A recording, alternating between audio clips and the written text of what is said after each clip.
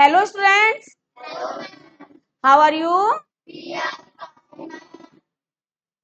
हम फिर से अपना चैप्टर शुरू करते हैं। चैप्टर 4 क्या है हमारा? चैप्टर 4 शब्द विचार। कल मैंने आपको पढ़ाया था, शब्द विचार पढ़ाया था। शब्द की परिभाषा क्या होती है, शब्द के कितने भेद होते हैं और उन भेदों के और कितने भेद होते हैं, ये बताया था। अच्छा बताइए, शब्द किसे कहते हैं? कौन बताएगा? यस दिया, इधर आइए।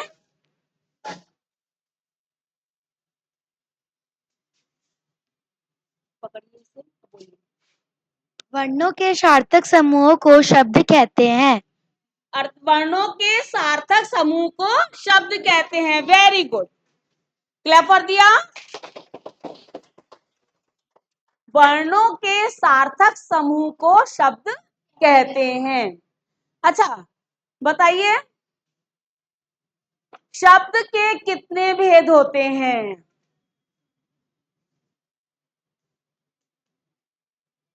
यस जानवी, इधर आएंगे। इसको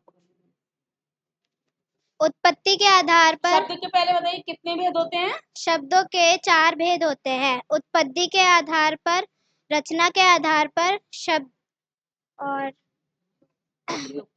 प्रयोग के आधार पर, अर्थ के आधार पर। Very good, clap for Janvi. शब्द के कितने भेद होते हैं? 4 भेद होते हैं। उत्पत्ति के आधार पर, रचना के आधार पर और प्रयोग के आधार पर और अर्थ के आधार पर। इस प्रकार 4 भेद होते हैं। एक और चीज बताई थी मैंने, हमने कौन सा शब्द अर्थ बताया था? उत्पत्ति के आधार पर। अच्छा कोई बताएंगे उत्पत्ति के आधार पर शब्दों को कितने भागों में बांटा गया है? यस गुंजन, उत्पत्ति के आधार पर शब्दों को कितने भागों में बांटा गया है? बोलिए। उत्पत्ति के आधार पर शब्दों को 5 भागों में बांटा गया है। कौन कौन से? तत्सव, तद्भव, देशज, विशेषज, संकर। Very good, clap for Gunjan. उत्पत्ति के आधार पर शब्दों को कितने भागों में बांटा गया है? 5 भागों में। कौन से? तत्सम शब्द, तद्भव शब्द, देशज शब्द और विदेशज शब्द, संकर शब्द। ठीक है, इस तरीके से कल हमने ये पढ़ा था। अब हम क्या पढ़ेंगे? शब्द का रचना के आधार पर, रचना के आधार पर शब्दों का वर्गीकरण। शब्दों की रचना या बनावट के आधार पर शब्दों को 3 भागों में बांटा गया है। इसको कितने भागों में बांटा गया है? रचना के आधार पर 3 भागों में बांटा गया है। वो कौन कौन से हैं? रूढ़ शब्द, यौगिक शब्द और योग रूढ़ शब्द। कौन कौन से हैं?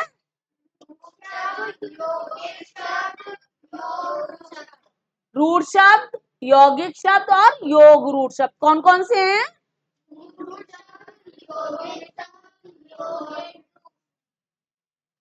बोलिए।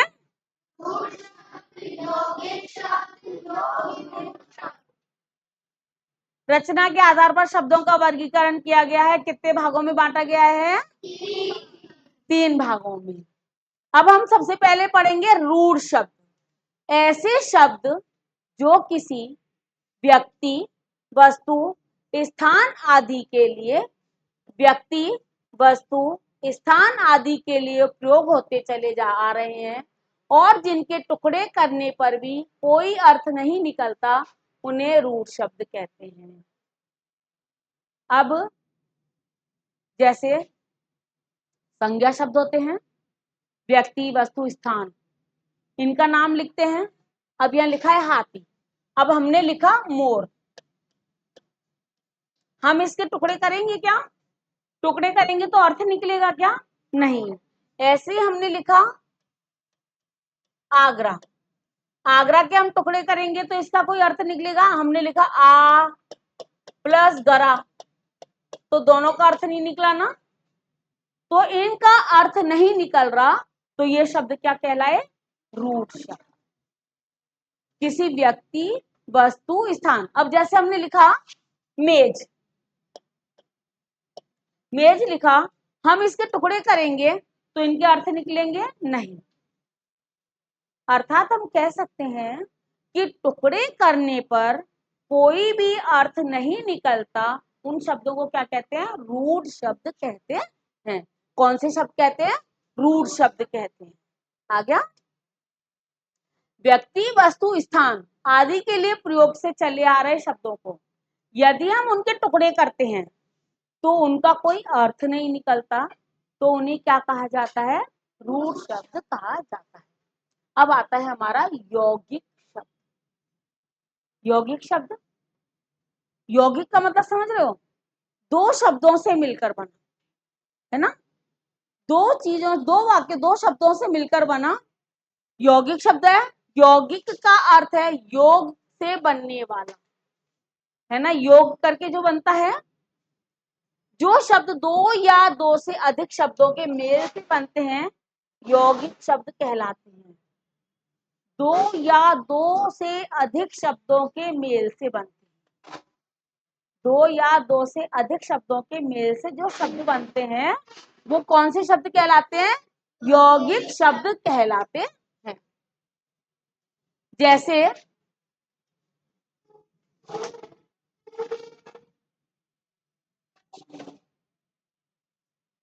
जैसे क्या हुआ? पाठशाला, अब दो शब्दों से मिला, देखिए पाठ प्लस शाला। ऐसे ही हवा प्लस दार, हवादार। कूड़े प्लस दान,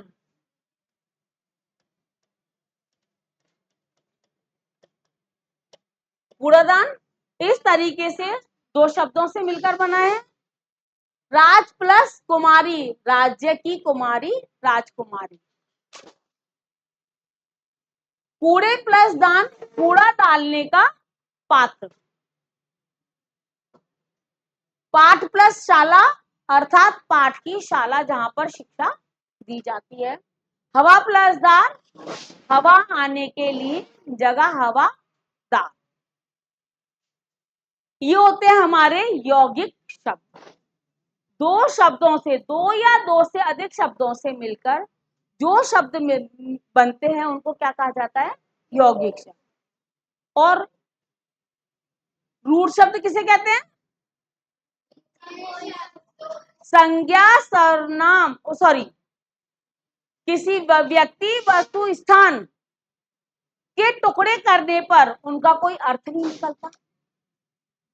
व्यक्ति, वस्तु, स्थान, उनके जब हम उनके शब्दों के कोई टुकड़े करते हैं तो उनका कोई अर्थ नहीं निकलता, तो वो रूढ़ शब्द है।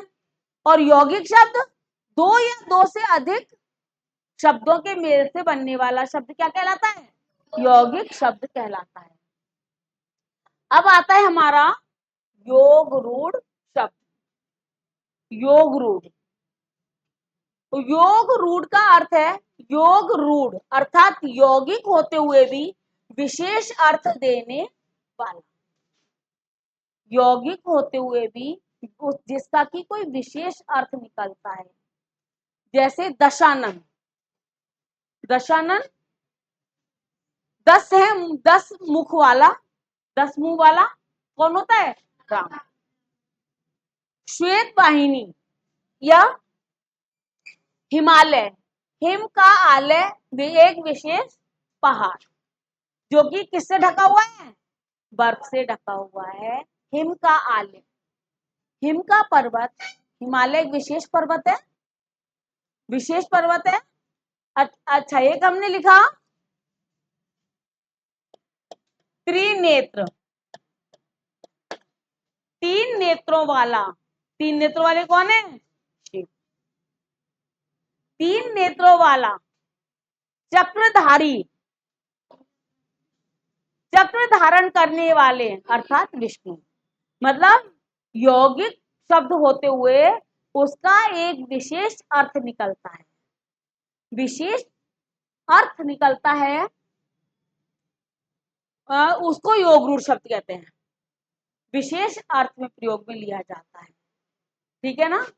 कमल नैनी, कमल नैनी कमल के समान नैनों वाला, है ना।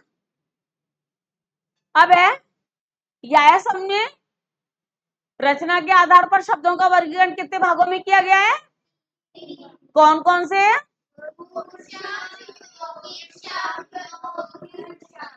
कौन कौन से हैं?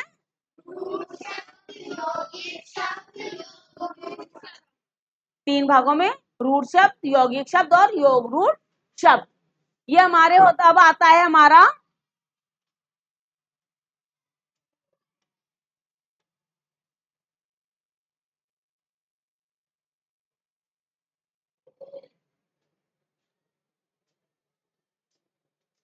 अब हम पढ़ेंगे प्रयोग के आधार पर। अभी तक अपने शब्द के कौन कितने रूप पढ़े? 2। पहला किसके आधार पर? उत्पत्ति के आधार पर, और सेकंड रचना के आधार पर। उत्पत्ति के आधार पर कितने भाग हैं? 5। कौन कौन से हैं?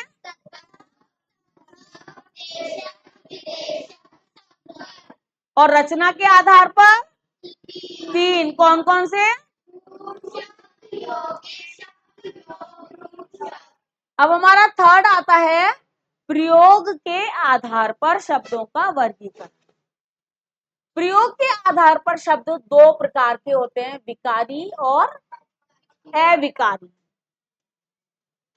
प्रयोग के आधार पर शब्द कितने प्रकार के होते हैं? 2, विकारी और अविकारी। तो कितने होते हैं? प्रयोग के आधार पर शब्द कितने प्रकार के होते हैं? कौन कौन से? विकारी और अविकारी। जो शब्द लिंग, वचन, कारक तथा काल के प्रयोग के आधार पर परिवर्तित हो जाते हैं, उन्हें विकारी शब्द कहते हैं। उन्हें क्या कहते हैं? विकारी शब्द कहते हैं।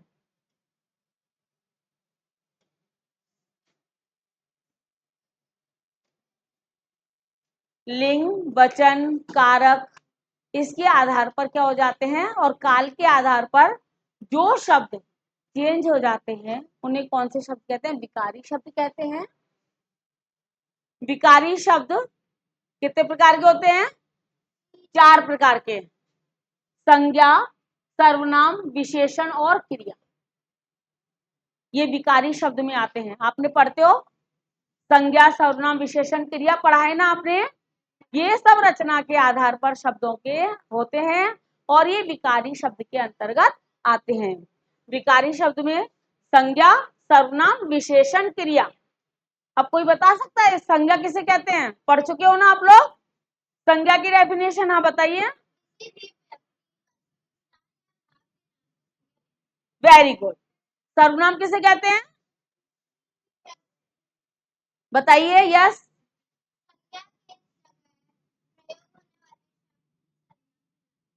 संज्ञा की जगह पर प्रयोग होने वाले शब्द ही सर्वनाम कहलाते हैं। और विशेषण, संज्ञा और सर्वनाम की क्या बताते हैं? विशेषता बताने वाले शब्द विशेषण कहलाते हैं। अब क्रिया, संज्ञा, सर्वनाम या किसी भी विशेष व्यक्ति के द्वारा जो कार्य किया जाता है उसे क्रिया कहते हैं। अभी आप काम कर रहे हैं, कौन सा काम कर रहे हैं? पढ़ने का, समझने का, तो वो क्या है? क्रिया कर रहे हैं ना। मैं पढ़ाने की क्रिया कर रही हूँ, पढ़ा रही हूँ तो क्या कर रही हूँ? पढ़ाने की क्रिया कर रही हूँ। कई बच्चे लिखने की क्रिया कर रहे हैं, कई बोलने की क्रिया कर रहे हैं, ये सब क्या है? क्रिया। विकारी शब्द के कितने भाग होते हैं? 4। कौन कौन से?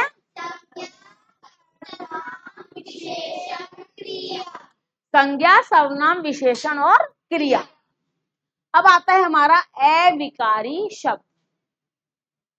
अविकारी शब्द वे शब्द जिनमें लिंग, वचन, काल आदि के कारण कोई परिवर्तन नहीं होता। इनमें क्या होता है? विकारी शब्द में लिंग, वचन, काल आदि के कारण परिवर्तन हो जाता है। और अविकारी शब्द में उनके कारण कोई भी परिवर्तन नहीं होता, उसे क्या कहते हैं? अविकारी शब्द कहते हैं या अव्यय शब्द कहते हैं। ये अव्यय शब्द भी कितने प्रकार के होते हैं? 4 प्रकार के होते हैं। कौन कौन से? क्रिया विशेषण, संबंध बोधक, समुच्चय बोधक और विस्मयादि बोधक।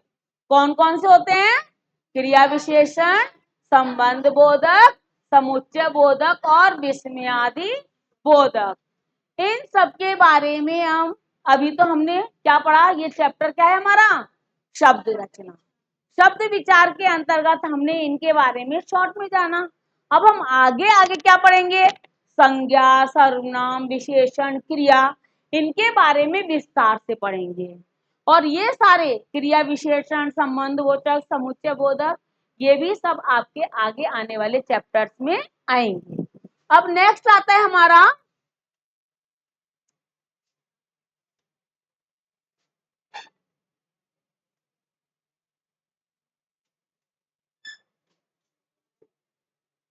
अर्थ के आधार पर। अभी तक हमने क्या क्या पढ़ा? उत्पत्ति के आधार पर, रचना के आधार पर और प्रयोग के आधार पर। अब चौथा क्या है? अर्थ के आधार पर शब्दों का वर्गीकरण। अर्थ के आधार पर शब्द 2 प्रकार के होते हैं। कौन कौन से होते हैं? सार्थक शब्द और निरर्थक शब्द। ये तो शायद आप छोटी क्लासेस में भी पढ़ के आए हैं, सार्थक शब्द और निरर्थक शब्द। सार्थक शब्द क्या होते हैं? जिन शब्दों का कोई अर्थ निकलता है उसे सार्थक शब्द कहते हैं, और जिन शब्दों का कोई अर्थ नहीं निकलता उसे क्या कहते हैं? निरर्थक शब्द कहते हैं। जैसे ये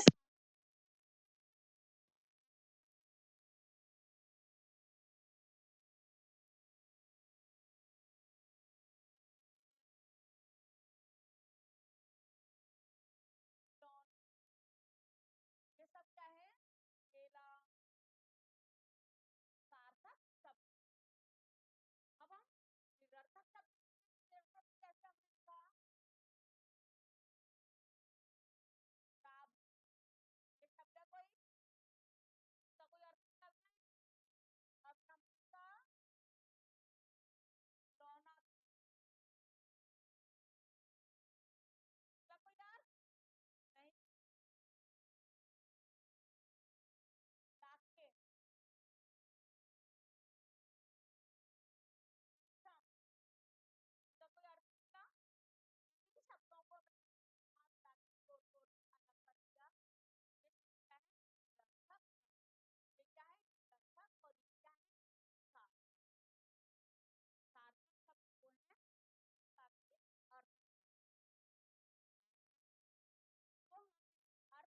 अर्थ को हम अर्थ के आधार पर कब क्या क्या है? अर्थ के आधार पर सार्थक शब्द और निरर्थक। सार्थक शब्द को भी भागों में बांटा गया। सार्थक शब्दों को भी भागों में बांटा गया है। एकार्थक शब्द, निकार्थक शब्द, समानार्थक